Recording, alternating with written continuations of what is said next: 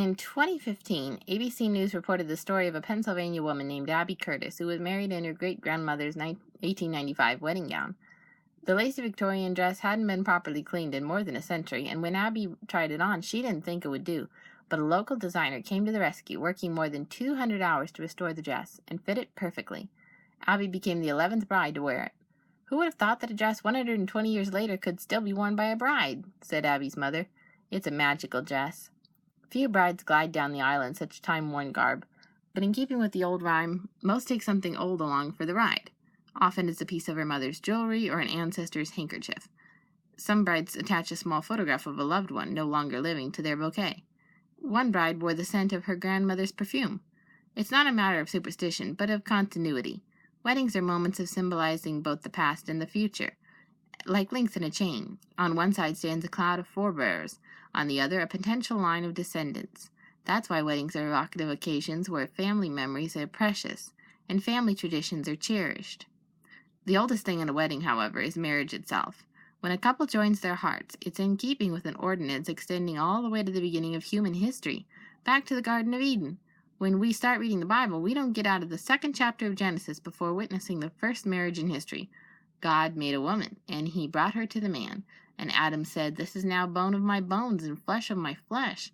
Therefore a man shall leave his father and mother, and shall be joined to his wife, and they shall become one flesh." Genesis 2:22-24. Throughout the Old Testament, the sanctity of marriage is upheld, and when Jesus began his ministry, he performed his first miracle at a wedding. John 2:1-12. Near the end of his ministry, Jesus was challenged about his view of marriage.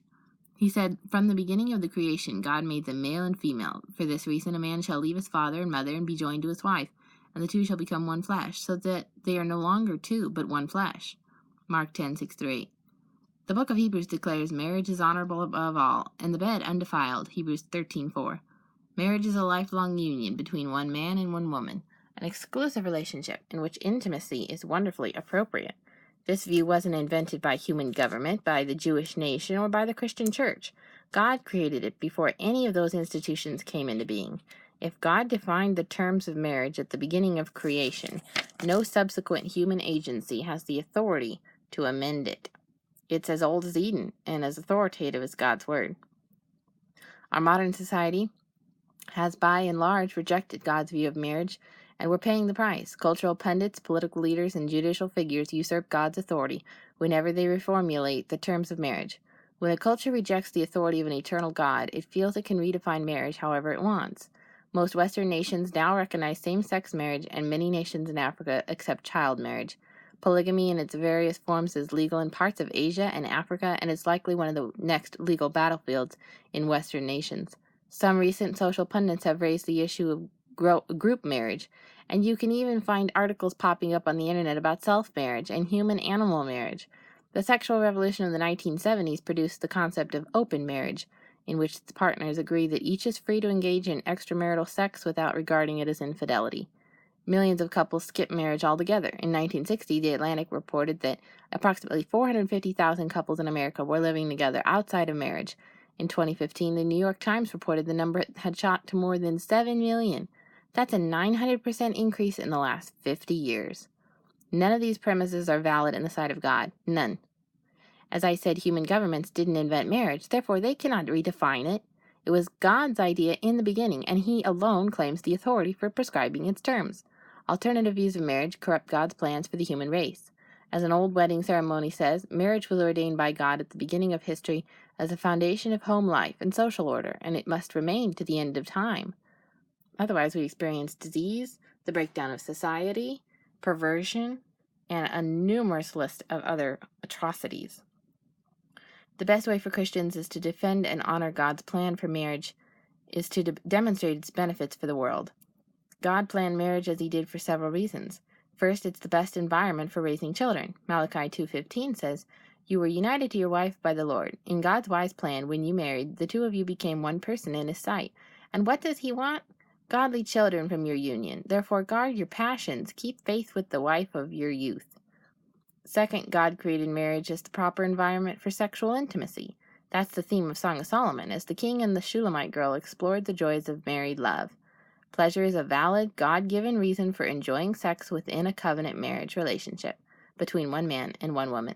That's God's design. The Apostle Paul wrote about this, saying, "Let each man have his own wife, and let each woman have her own husband. Let the husband render to his wife the affection due her, and likewise also the wife to her husband. Do not deprive one another." 1 Corinthians 7, 2-5. God created us with powerful sexual urges to guarantee the continuity of the human race, but we must channel our desires in godly ways as He has directed. Otherwise, it'll just lead to problems. Third, marriage is God's way of joining our hearts with another for the sake of testimony and ministry. In the New Testament, Priscilla and Aquila took in the Apostle Paul and helped him support himself. They took the great orator Apollos aside and explained to him more perfectly the gospel. They worked together in leading a church that met in their home. As we read about them in the book of Acts, Romans, 1 Corinthians, and 2 Timothy, we come away with a picture of marriage dedicated to ministry. The best way to protect and preserve biblical marriage is to celebrate it, to personify it, and to show the world God's wonderful plan as He designed it. He created Adam and Eve with this plan in mind, and His ideas about marriage aren't old-fashioned. They are as ancient as humanity, as modern as today, and as enduring as the human race.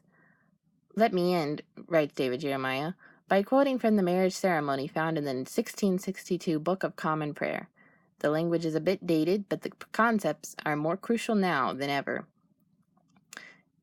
It says, "Dearly beloved, we are gathered together here in the sight of God and in the face of this congregation to join together this man and this woman in holy matrimony, which is an honorable estate instituted of God in the time of man's innocency, signifying unto us the mystical union that is betwixt Christ and His church, which holy estate Christ adorned and beautified with His presence, and first miracle that He wrought in Cana of Galilee, and is commended of St. Paul to be honorable among all men, and therefore is not by any to be enterprised, nor taken in hand unadvisedly, lightly, or wantonly, to satisfy men's carnal lusts and appetites, like brute beasts that have no understanding, but reverently, discreetly, advisedly, soberly, and in the fear of God, duly considering the causes for which matrimony was ordained." God ordained marriage for a good cause, for our blessing and benefit.